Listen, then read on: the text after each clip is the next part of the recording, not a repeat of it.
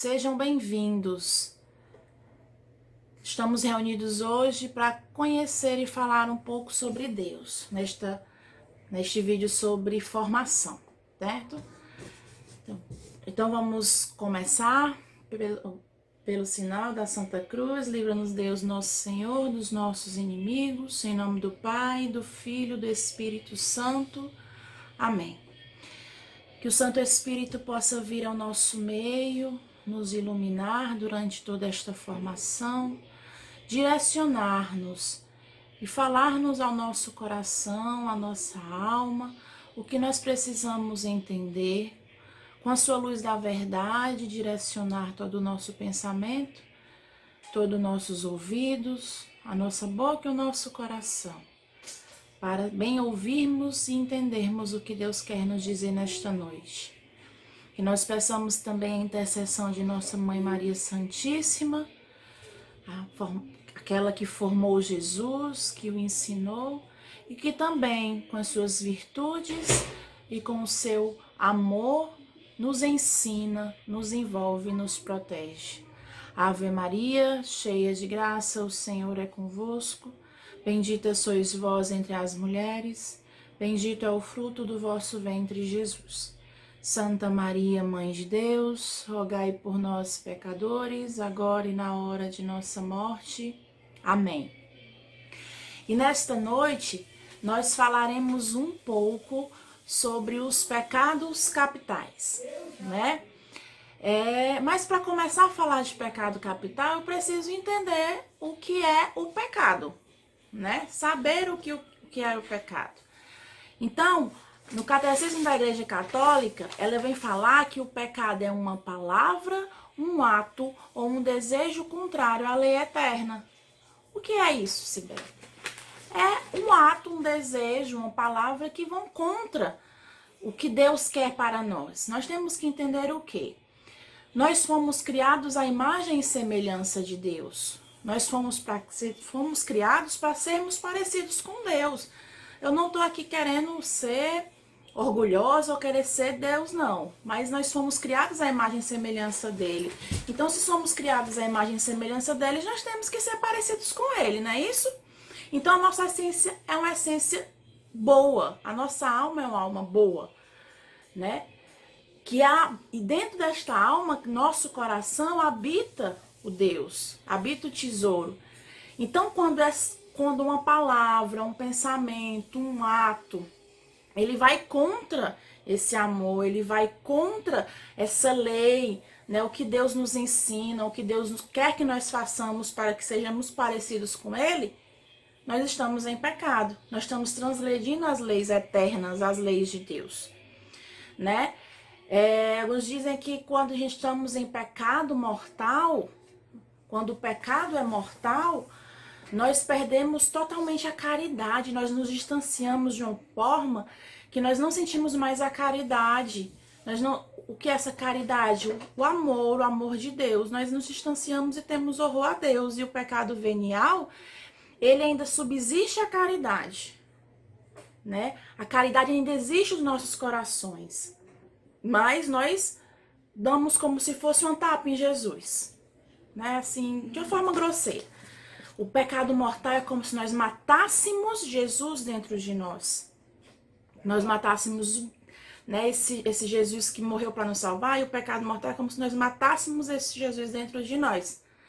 E o pecado venial, ele é assim, é como se nós flagelássemos, nós pegássemos o chicote das mãos daqueles soldados que flagelaram Jesus e dessemos uma chicotada em Jesus. Nós machucamos Jesus, mas a caridade ainda subsiste, a caridade ainda existe, o amor ainda existe.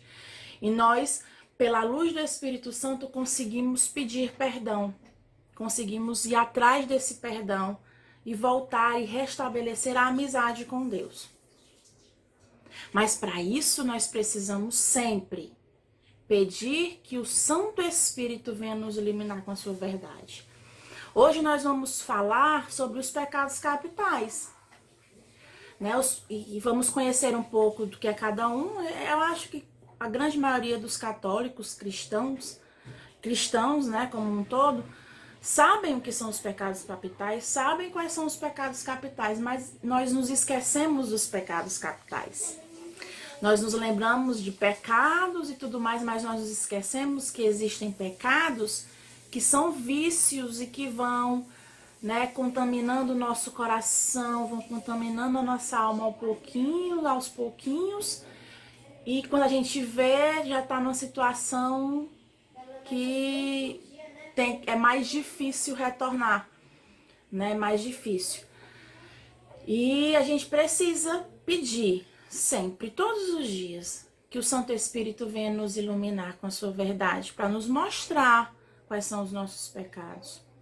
O pecado, ele tem que ser mostrado, né? Com a luz do Santo Espírito, ele precisa ser mostrado, porque quando o pecado é mostrado, aí pela luz do Espírito da verdade, né? Do Espírito Consolador, que é o Santo Espírito, quando esse pecado é mostrado, Jesus pode vir curar a chaga. Deus, na sua infinita misericórdia, ele vem nos restabelecer conosco a sua relação de amor, né, de misericórdia, né, de companheirismo, uma relação de pai que ele tem conosco, que somos seus filhos. Mas quando nós não nos deixamos ser esclarecidos pelo Santo Espírito, nós vivemos em pecado e não conseguimos sair do pecado. Por isso, primeiro, precisamos conhecer, saber quais são os nossos pecados, né? Saber aonde eu pequei, fazer um bom exame de consciência. As pessoas dizem, eu vou passar pelos 10 mandamentos, né? Que lógico que são os pecados mortais. Mas precisamos, durante o nosso dia, ao amanhecer, pedir assim: Santo Espírito, venha sobre mim com teu Espírito de verdade. Mostra-me o que eu devo fazer. Tira-me das situações que vão me levar ao pecado. Porque eu tenho que conhecer as minhas fragilidades. Eu tenho que conhecer quais são as minhas fragilidades. E os pecados capitais, eles são experts em nos envolver. Porque eles mexem com a nossa vida, com o nosso cotidiano. São coisas que nós vivemos no nosso dia a dia e que às vezes pecamos e nem nos damos conta, né? E aí a igreja vem falar assim pra gente, né? No catecismo da igreja, no parágrafo 186, ele diz assim, que os pecados capitais, eles são chamados assim porque geram outros pecados, eles geram outros vícios. Aí a gente vai falar assim, hoje eu tô com preguiça, por exemplo, né? Eu vou adiantando logo aqui um dos pecados para vocês. Eu abro a boca e digo assim, hoje eu estou com preguiça. Aí você fala assim, preguiça. Mas é só uma preguicinha besta.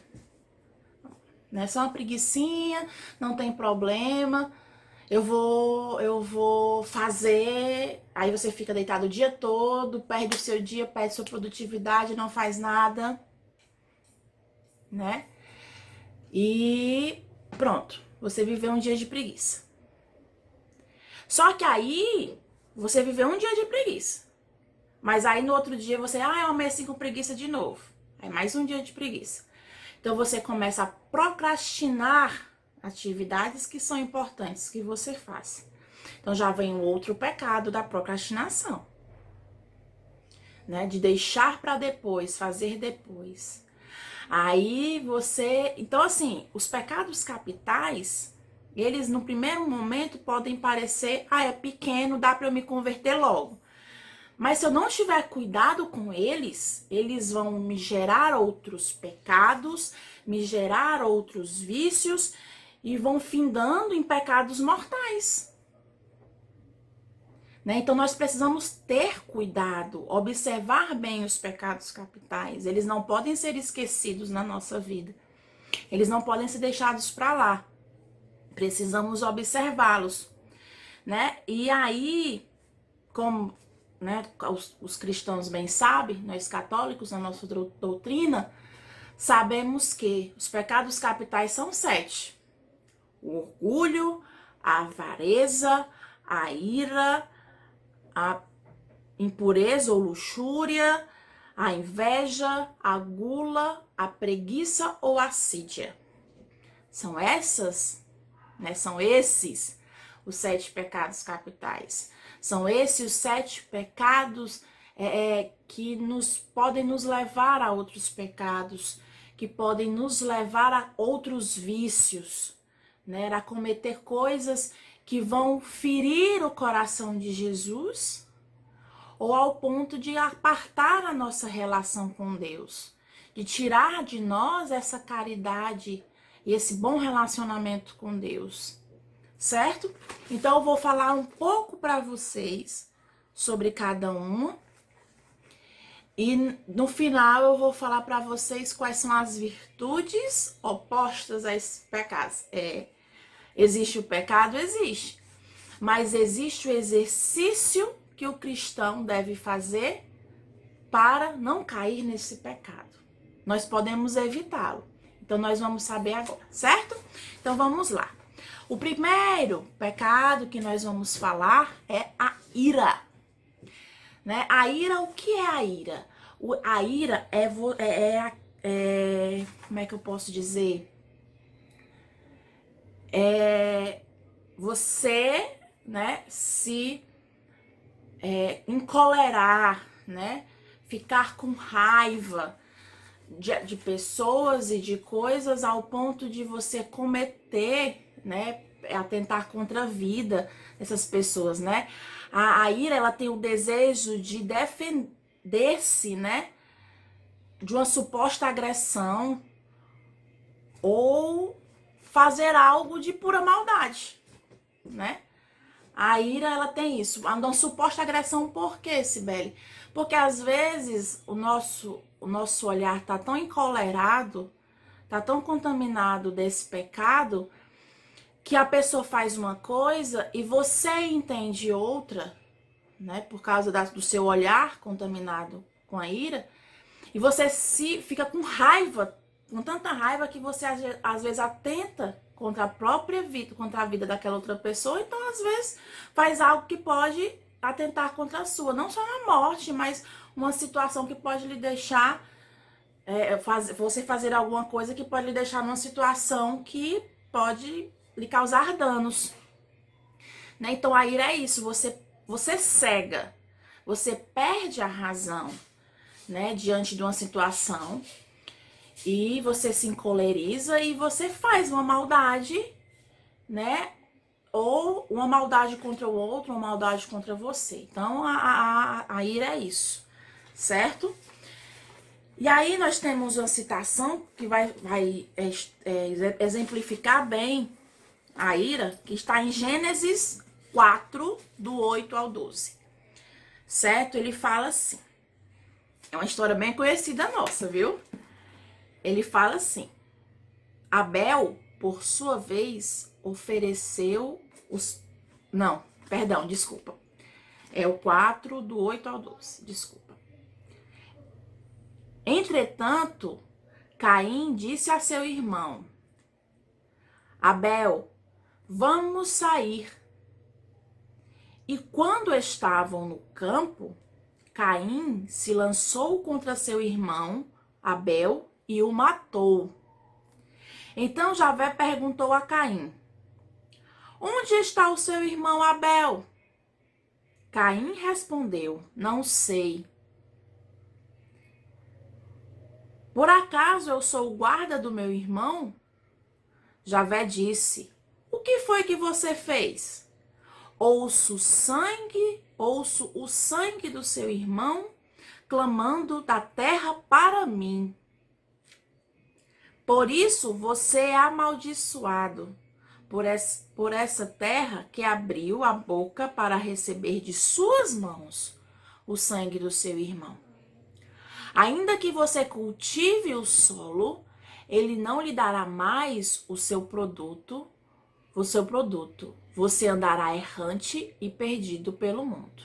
Palavra do Senhor, graças a Deus. É a história, né, do Caim matou Abel. A história da... Caim ficou tão encolerado, e aí veio, se a gente for trazer a história do início, ele ficou encolerado pela inveja, né? Que o irmão dele deu a melhor oferta e ele não deu uma oferta tão boa. Jesus se agradou da oferta do seu irmão, ele ficou com inveja, né? Do amor de Deus. E ele se encolerou, ficou com a ira. E aí essa ira o cegou de uma forma que ele matou o seu irmão. Então a ira, ela precisa termos cuidado com ela, porque ela nos cega, né? Então é um pecado de cegueira mesmo, ao ponto de fazer com que você cometa coisas com pessoas ou até mesmo com você. Nós também temos em Mateus 5:21, que ele fala assim. Aí aqui é Jesus falando para nós sobre esse pecado. Só um instante. Mateus 5:21. Aí ele fala assim, ó. Fala assim. Vocês ouviram o que foi dito aos antigos: não mate. Quem matar será condenado pelo tribunal, né? Então, a ira é esse pecado de nos cegar ao ponto de cometermos algo que aí, ó, já leva a outro pecado, que é o pecado de matar alguém, né? Que é um pecado mortal. Então, por isso que a gente tem que ter muito cuidado com os pecados capitais, porque eles nos levam a outros pecados que podem ser mortais para a nossa alma, certo? Vamos agora falar sobre outro pecado, que é a inveja. A gente escuta assim, eu tenho inveja boa de você. Até as palavras nós temos que ter cuidado. Quando nós falamos eu tenho inveja boa de você, inveja nunca é boa. Inveja é um pecado. Então o que eu posso dizer assim, eu admiro. Eu admiro isso em você, né? Como eu acho legal, como eu queria fazer junto, né, com você, me ensina a fazer também. Então vamos começar a tirar essas palavras que podem até nos contaminar, né, nos levar a esses pecados. E aí a inveja, olha o que é a inveja. A inveja tem por objetivo rebaixar aquele por quem eu sinto inveja. Rebaixar por quê? A inveja, ela o quê? Ela designa a tristeza sentida, né? A pessoa que tem inveja, ela sente uma tristeza quando olha para a vida do outro. E olha, muitas vezes não precisa ser melhor do que a sua para a pessoa sentir inveja não, viu? Basta que ela tenha esse olhar de inveja, que tudo que for seu vai ser melhor do que o dela. Mesmo que financeiramente ela seja mais rica do que você, amorosamente ela tenha um casamento melhor do que o seu, né? Tenha filhos, tenha riquezas, tenha... Mas o olhar invejoso, ele se entristece com a felicidade do outro. Pronto, tá aí.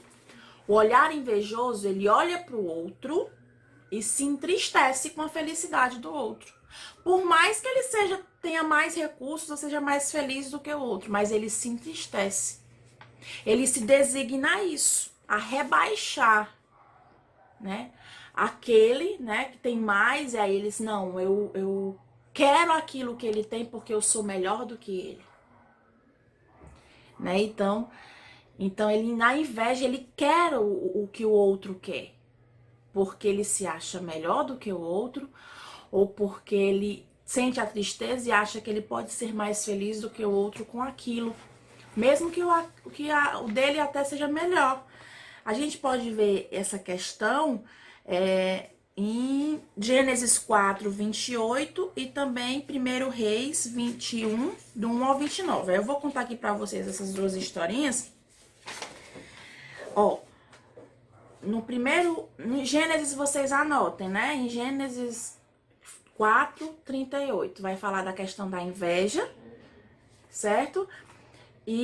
Mas eu vou ler para vocês a passagem de 1 Reis 21, do 1 ao 29, certo? Pra gente ver o exemplo da inveja na vida, certo? do 1 ao 20. Ó, vamos lá. Ganância produz injustiça.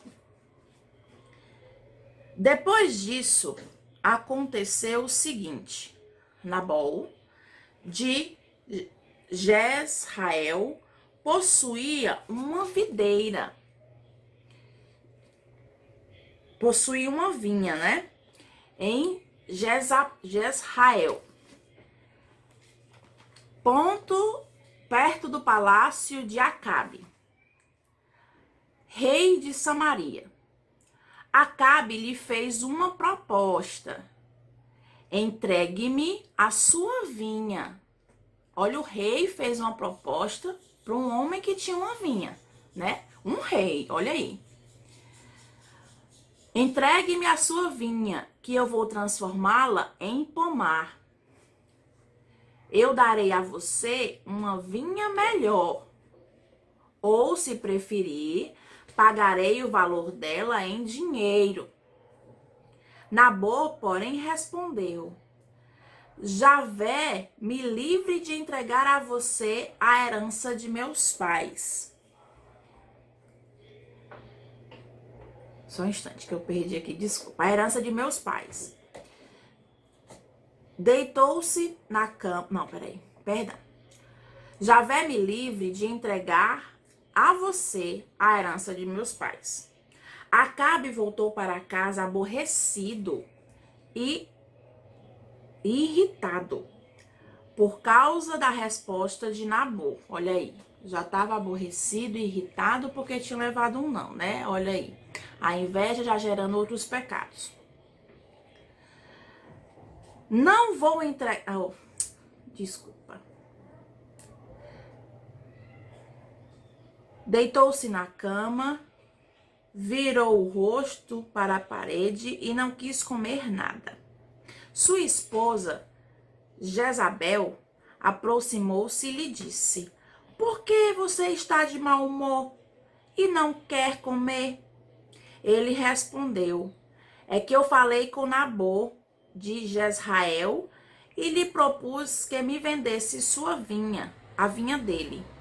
Ou se preferisse que eu trocasse por outra. Mas ele disse: Não vou entregar, que não entregará a mim a herança de seus pais. Então Jezabel disse ao marido: Será que não é você quem governa Israel?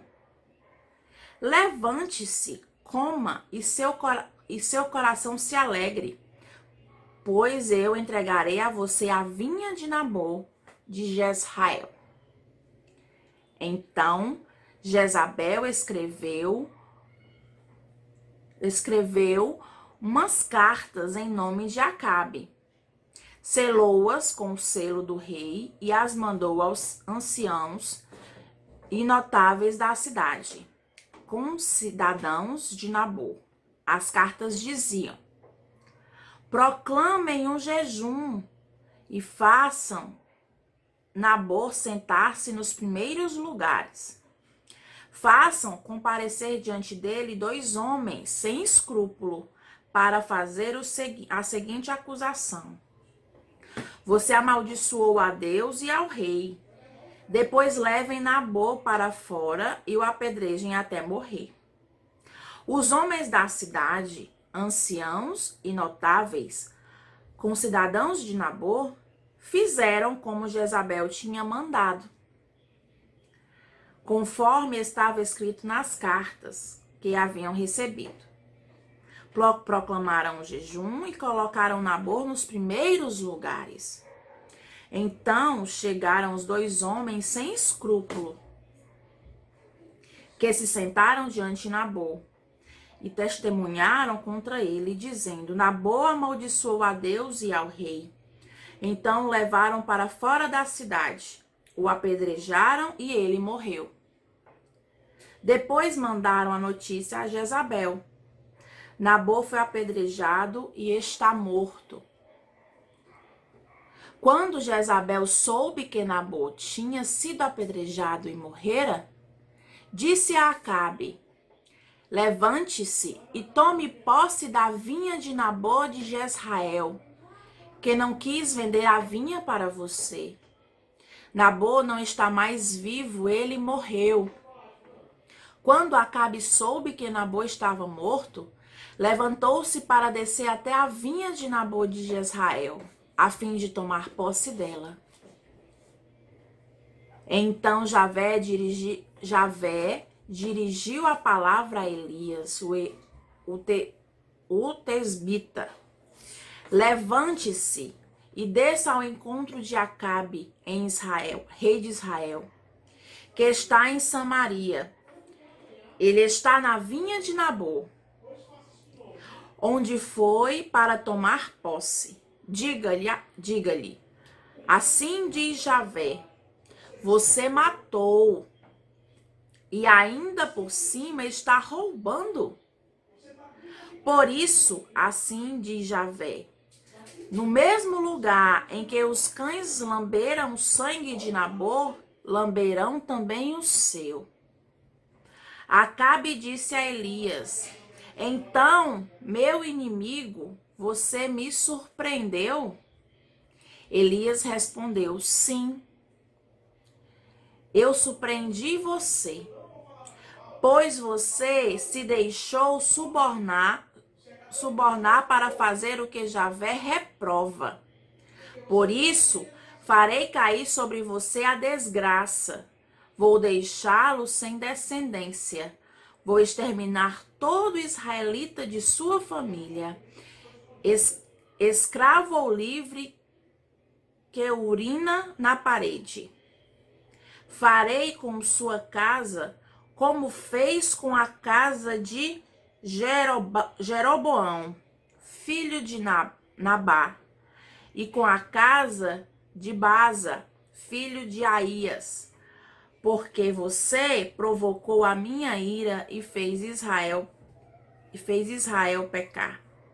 Javé também pronunciou uma sentença contra Jezabel. Os cães devorarão Jezabel no campo de Jezrael. A pessoa da família de Acabe que morrer na cidade será devorada pelos cães, e quem morrer no campo será comido pelas aves do céu. De fato, não houve ninguém que se tivesse vendido como Acabe, incitado por sua mulher Jezabel, para fazer o que Javé reprova. Ele agiu de modo abominável, cultuando ídolos como faziam os amorreus que Javé tinha expulsado diante dos israelitas. Palavras do Senhor, graças a Deus.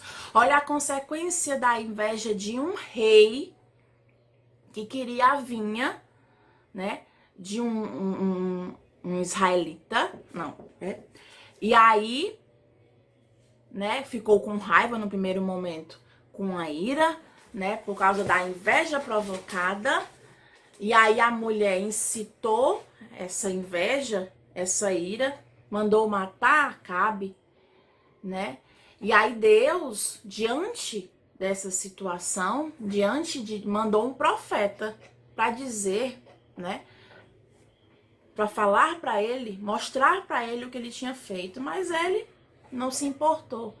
Então aí você vê as consequências de uma inveja, de um sentimento de inveja, de um pecado de inveja.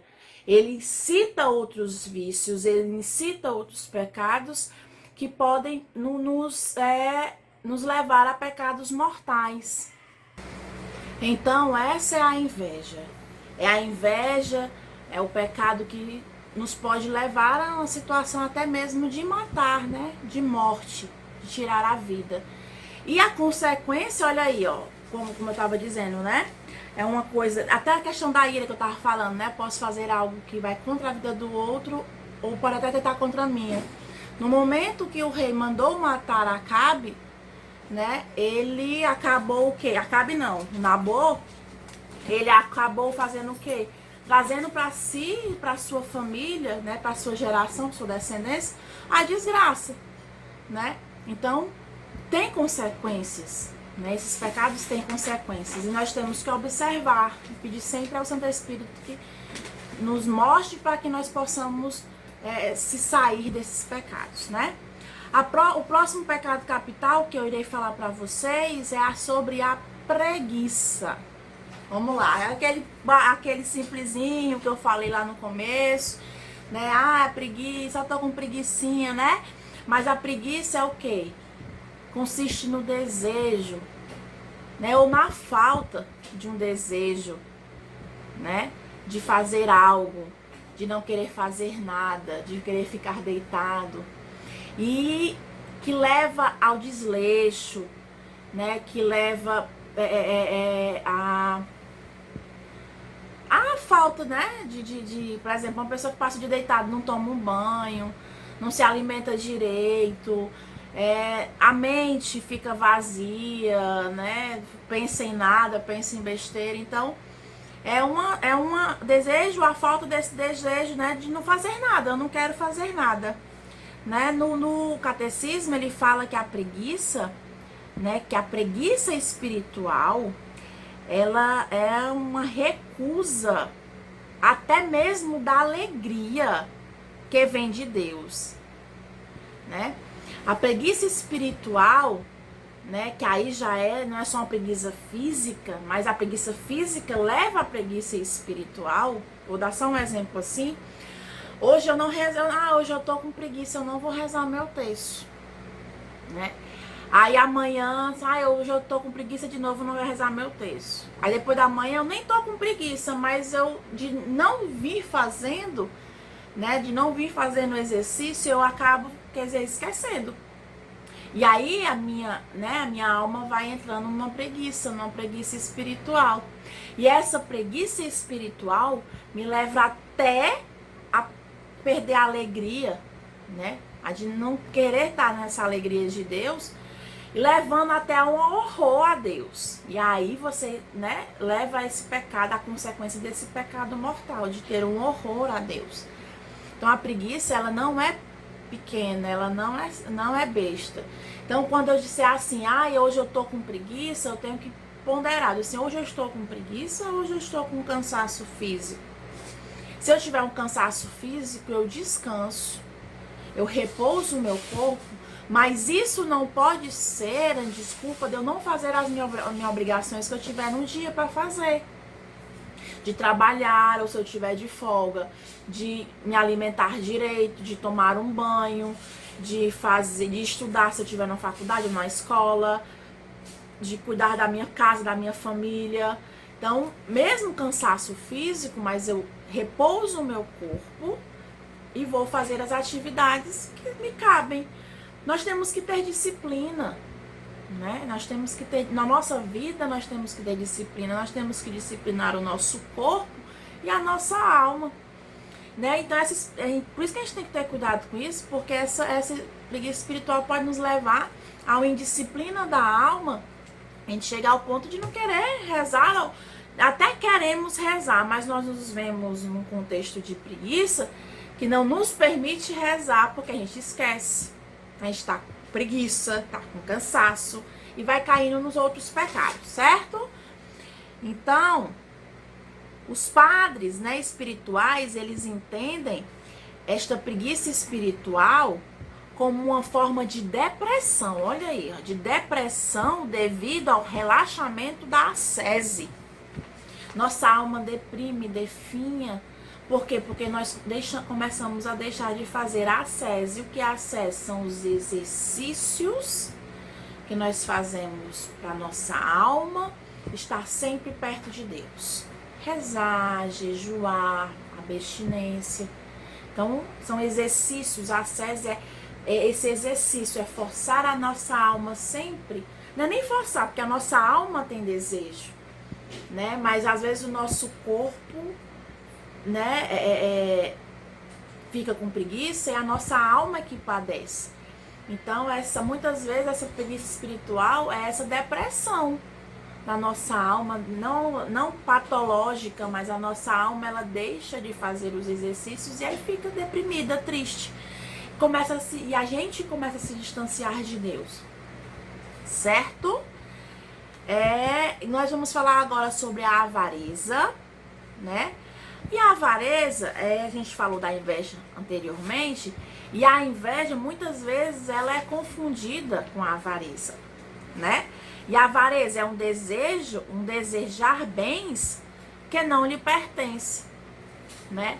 Mas assim, isso aí é inveja, Sibeli. Sim, mas por exemplo, você tem um desejo imenso dos bens materiais, né? Eu quero ter posses, eu quero trabalhar, e aí você foca naquilo como um jumento que bota aquele negocinho, né? A mula, né? Que bota aquele pauzinho aqui pra poder só seguir, só olhar pra frente. E aí você começa nessa linha de eu tenho que ganhar dinheiro, eu tenho que acumular bens, eu tenho que ser rica, eu tenho que ter poder, porque quem tem poder é que vai ser bem sucedido na vida, e assim, assim, assim. E aí, assim, aí eu vou me exemplar naquele fulano, porque ele tem tudo o que eu quero. Olha aí a inveja. Ele tem tudo o que eu quero, então eu vou ser igual a ele. Então você vai e bota só olha para aquele objetivo e você deixa de ver o contexto, né? E deixa de experimentar das coisas boas, às vezes da família, do convívio da família, né? Da presença de Deus, da alegria de estar na presença de Deus. E essa avareza. A avareza é o desejo descontrolado de acumular bens, né? De possuir riquezas. E para isso eu não me importo com nada, né? Eu quero ter dinheiro, eu quero ter poder, eu quero ser importante, né? E aí você leva isso e começa simples, por exemplo, eu tenho um trabalho e nesse trabalho eu tenho a oportunidade de crescer, mas em detrimento desse crescimento eu tenho que passar menos tempo com a minha família, passar menos tempo nas minhas atividades cristãs. Então vai sendo aos poucos. E se a gente não pede que o Santo Espírito nos ilumine em relação à avareza, nós caímos numa situação que nós somos dominados por esse sentimento de querer ter poder, de querer ter dinheiro, de querer ter riqueza, de querer ter o que muitas vezes não é pra gente. Porque às vezes nós, para sermos felizes, não precisamos dessa riqueza toda. Por isso que diz, é um desejo de querer ter o que não é seu. Porque às vezes acumular essa fortuna, essa riqueza não é para você. A nossa riqueza, a sua, a minha, a nossa riqueza de cristão está no céu. A nossa fortuna está no céu, não aqui na terra. Aqui na terra nós temos que trabalhar no nosso espírito para se desprender dessas coisas materiais, para que nós possamos chegar mais puros no céu, certo? Então a avareza é essa. E aí na avareza a gente tem uma passagem, né, em Mateus. Vamos lá. Acabei perdendo aqui, desculpa. Acabei perdendo aqui Mateus, mas encontrei já. Mateus 6, do 23 ao 34. Vamos lá ver o que Jesus nos fala, né? Em Mateus 6.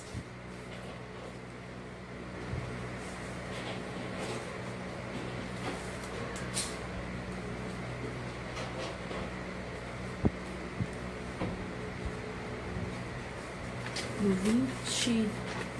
Gente, perdi, gente, desculpa, só um instante. Do 20... Aqui. Se o seu olho está doente, o corpo inteiro fica na escuridão. Assim, se a luz que existe em você é a escuridão, como será grande a escuridão? Ninguém pode servir a dois senhores, porque ou odiará um e amará o outro, ou será fiel a um e desprezará o outro. Vocês não podem servir a Deus e às riquezas. Por isso é que eu lhes digo, não fiquem preocupados com a vida, com o que comer, nem com o corpo, com o que vestir. Afinal, a vida não vale mais do que a comida E o corpo não vale mais do que a roupa? Olhem os pássaros do céu, eles não, não semeiam nem colhem, nem ajuntam em armazéns. No entanto, o Pai que está no céu os alimenta. Será que vocês não valem mais do que os pássaros? Quem de vocês pode crescer? Quem de vocês pode crescer 1 só centímetro à custa de se preocupar com isso? E por que vocês ficam preocupados com a roupa? Olhem como crescem os lírios do campo. Eles não trabalham, nem fiam. Eu, porém, lhes digo, nem o rei Salomão, em toda a sua glória, jamais se vestiu como um deles. Palavras da salvação, né? Glória a vós, Senhor. Olha o que Jesus nos fala. Para que juntar dinheiro? Para que se preocupar com roupas, com fortunas? Se é Deus que nos providencia tudo. Se é Deus que nos dá o que precisamos, por isso que muitas vezes nós nos preocupamos em acumular riquezas, em querer aquilo que não é nosso, e às vezes nem é isso que Deus quer pra gente. Deus quer fazer muito conosco, às vezes sem precisarmos ter tanto. Porque às vezes, quando nós temos muito poder, nós temos ganância, nós queremos, aí começam outros pecados, como a soberba, né? O orgulho. Por quê? Porque ele vai contaminando. Lembrem-se que os pecados capitais, eles são pecados que levam a outros vícios, né? Então, é isso. Então, nós, diante dessa avareza, não temos que acumular riquezas. E sim, se nos colocarmos na providência divina, né? É isso que Jesus nos fala, né? Nessa passagem de Mateus. Falaremos também agora sobre a gula, né? A gula, né? Ela se preocupa em se apropriar, né, de alimentos, de bebidas, tudo, de uma forma exacerbada. O que é isso? De uma forma descontrolada. A pessoa come compulsivamente, come de uma forma descontrolada, come, aí eu digo mais, come de uma forma que vai além das necessidades. Quando é que eu peco pela gula? Quando eu como ou bebo, né, de uma forma que vai além das minhas necessidades nutricionais. Só um instante. As minhas necessidades nutricionais, de reposição de vitamina, de reposição de líquido. E aí, quando eu passo dessa necessidade, quando eu como ao ponto de me sentir mal, de ficar cheio, que ter que tomar um antiácido, que eu bebo ao ponto de ter que tomar medicamentos no outro dia porque eu estou de ressaca, isso é a gula, porque você vai além do limite do seu corpo, você começa a prejudicar seu corpo, você começa a entrar até no pecado, dependendo da situação e do excesso de situações, você está atentando contra a sua própria vida. Então a gula é isso, né? O comer exacerbado, comer além das necessidades do ser humano, por exemplo, né? Comer uma pizza inteira, né? Ai, não, vou comer sozinha. Ai, eu vou comer logo antes que chegue todo mundo e queira comer junto comigo. Olha aí, já levando para uma falta de caridade, né? Por falta de partilha, de amor para com o próximo. Então, a gula é isso, é esse pecado, né? De comer além da necessidade no seu corpo, que é um pecado que pode levar, por exemplo, ao pecado do egoísmo, né? De comer só, de querer fazer só, né? De querer comer tudo só, tanto, e não repartir com os outros, certo? Agora nós falaremos sobre a luxúria, né? A luxúria, ele tem outro nomezinho, não. A luxúria. Ela visa também apenas o prazer, né? O prazer do corpo, o prazer por prazer. É a luxúria, né? No catecismo, ela fala assim: é um desejo desordenado. Né? Todos os pecados capitais são desordenados, né? É um excesso de desordem do nosso ser, da nossa alma, né?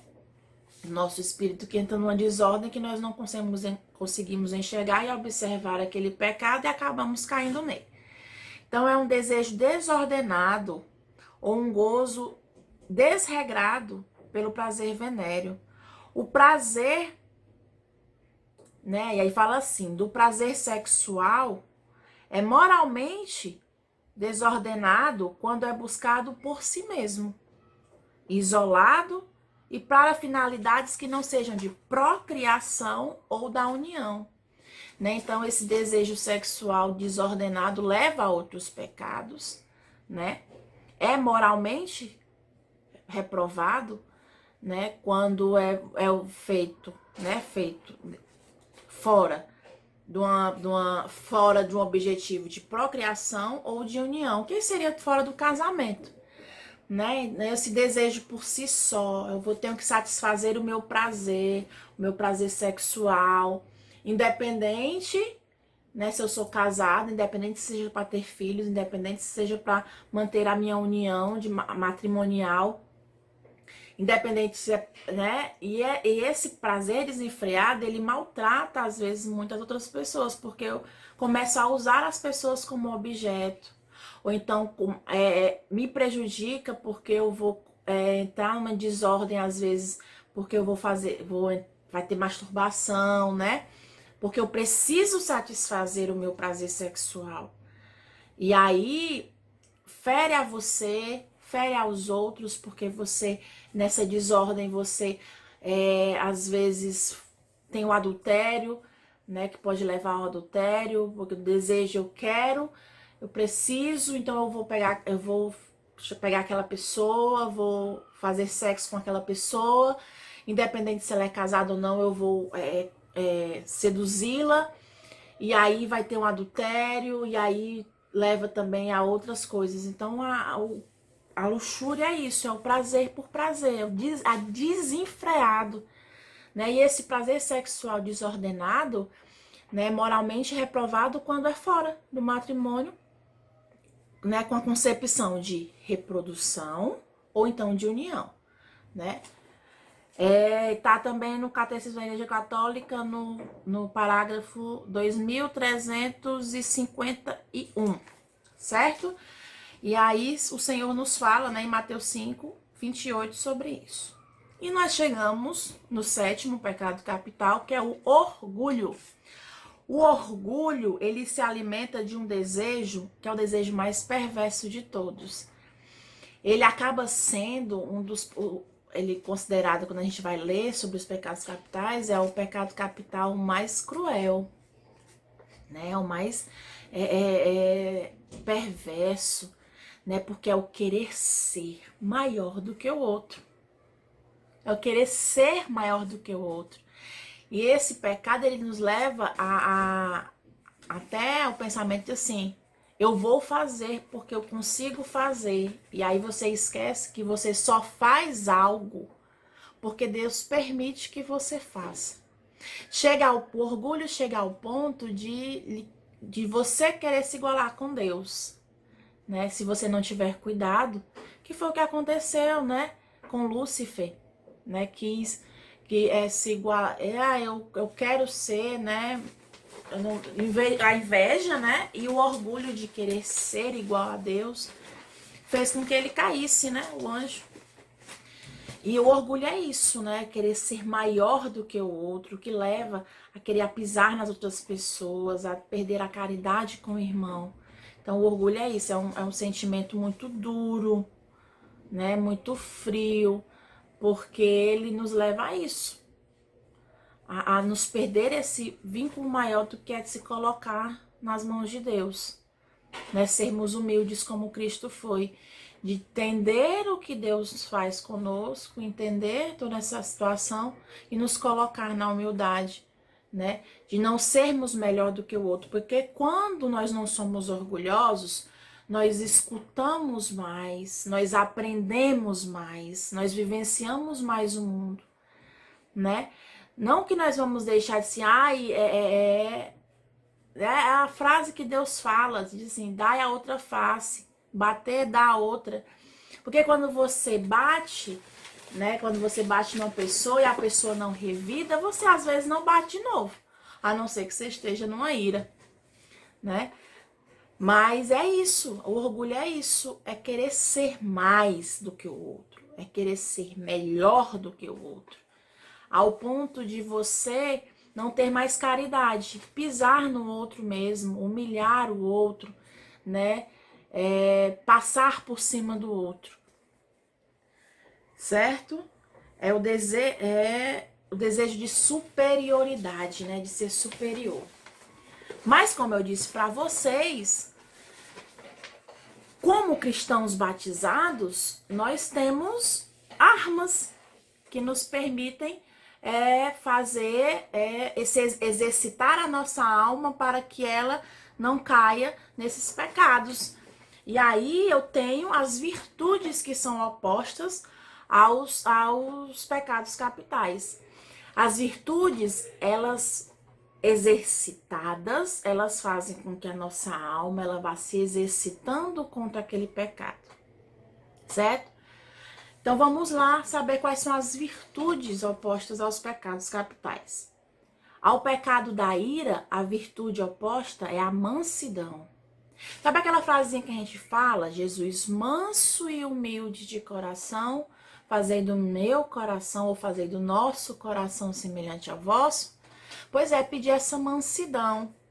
Agora eu tenho que observar, porque quando eu vou exercitar a mansidão, eu vou pedir assim, ó. Para todos os pecados capitais, eu vou pedir assim: Santo Espírito, me ilumina, me mostra qual é o pecado que eu tenho, qual é esse vício que eu tenho, né? Me mostra, se eu tenho o pecado da ira, Senhor, me mostra aonde eu cometi esse pecado da ira.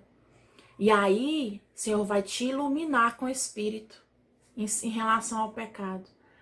E aí você vai começar a exercitar a mansidão, né? Vai fazer exercitar, vai ser mais manso, né? Ouvir as coisas e parar primeiro para depois dar uma resposta, ou nem dar uma resposta, silencia, faz como Nossa Senhora, silencia diante de uma acusação, diante de uma injustiça, né? Que vão proclamar como você silencia, guarda no coração que no momento certo Deus vai lhe ajudar. Nós não somos filhos de Deus, então Deus não vai permitir que nós sejamos injustiçados, né? E aí, a mansidão é isso, é um exercício. Mas eu exercito a mansidão não quer dizer que não vai ter momentos que eu vá ser provado na minha mansidão. É por isso que nós temos todos os dias que pedir o Santo Espírito para que nos ilumine. Porque quando eu for provado, eu vou saber que eu estou sendo provado. E aí eu vou conseguir exercitar minha mansidão. Eu vou dizer assim, no momento que tiver lá o episódio que eu tô sendo, a minha mansidão tá sendo exercitada, para que eu não cometa a ira, eu vou saber o que tá acontecendo, eu faço assim: Senhor, acalma meu coração, aquieta meu coração, não permita que eu tenha um ataque de ira. Você começa a controlar, a botar rédeas nos cavalos que você tem descontrolados dentro de você. Mas tem que ser exercitada. As virtudes, elas precisam ser exercitadas. A inveja, qual é a virtude oposta da inveja? A caridade, a benevolência. Né? Eu tenho inveja, eu quero a coisa do outro, mas eu vou exercitar, eu vou ter caridade. Eu vou ser bom, eu vou ajudar a pessoa. Né? Porque o invejoso, ele quer tanto o que o outro quer, e quando o outro perde, ele vai lá e toma, né? Não. Aí eu tenho que exercitar a caridade, porque eu faço o quê? Se o outro perder, eu vou lá e ajudo a reconquistar de novo. A ser bom, a ajudar o outro. Em vez de querer para mim, é dar, é doar, né? Porque o pouco que eu tenho sempre pode ser dividido, sempre pode ser doado, sempre pode ser somado ao outro, certo? Ao pecado da preguiça, aí eu vou ter o quê? o interesse, a diligência, né? Que é a diligência, é o interesse e a urgência de fazer. Aí como é que eu resolvo pegar da preguiça? Eu tenho uma casa para arrumar, mas ai não, hoje eu tô com preguiça, eu vou me deitar aqui um pedacinho, de mais tarde eu ajeito. Como é que eu exercito a virtude da diligência? Eu tenho a casa para arrumar, então vou arrumar logo, antes que eu me deite, sente preguiça, procrastine, e quando for mais tarde eu não vou conseguir fazer, e não vou fazer amanhã, e minha casa vai ficar suja por mais uma semana, por exemplo. É urgência, é fazer logo. Tudo que me for confiado, eu tenho que fazer logo, para que esse pecado da preguiça ele seja desfeito. Então, a virtude é a diligência. E o que significa diligência? É o fazer logo, é a urgência, certo? Na avareza, qual é a virtude que eu tenho que trabalhar? A generosidade. Ser generoso, né? É generoso de dar, de dividir com o outro também, os bens materiais, né, o que for, mas generosidade com os sentimentos também dos outros. É ser generoso, é ser bom. Como eu disse no início, nós somos criados à imagem e semelhança de Deus. Então, nossa alma, ela é, na essência, ela é boa. Então, ela só precisa ser exercitada, só precisa ser exercitado, né?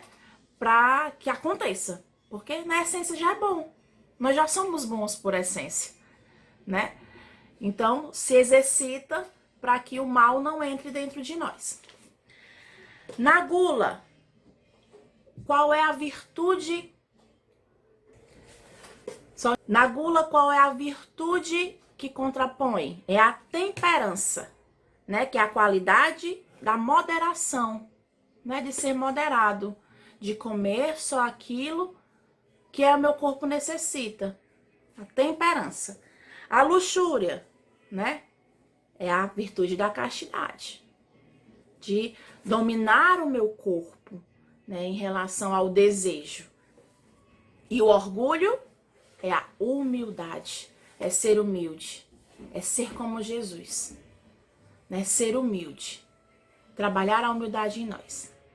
Então que o Santo Espírito, ele possa vir nos iluminar diante desses pecados, ele possa dar clareza a nós, né, diante desses pecados e possa nos ensinar, né, possa nos ajudar a trabalhar as virtudes, certo?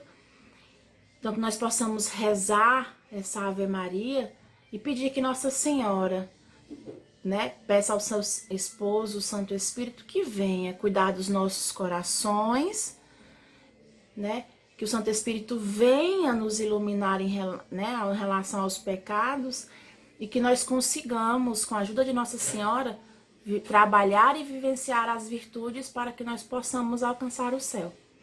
Ave Maria, cheia de graça, o Senhor é convosco.